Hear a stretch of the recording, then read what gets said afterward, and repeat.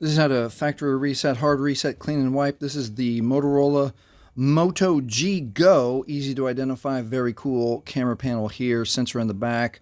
This is how we do it. We're going to, with the device powered off, we're going to hold down volume down and power at the same time. Press volume down, now power.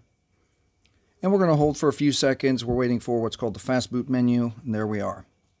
At the fast boot menu, use volume keys to scroll down 2 times. Make sure you see recovery mode and then press power for OK. And it's going to take a few more seconds. We're now waiting for the fallen Android no command. Fallen Android no command. At this screen, we're going to hold down power and then quick touch volume up.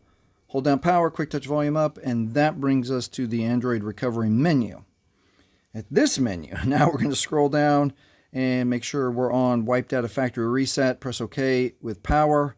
One more time, wipe all user data. This cannot be undone.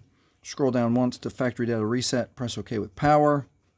Now we can wait for the data wipe to be complete. Now it is safe to reboot the system with power.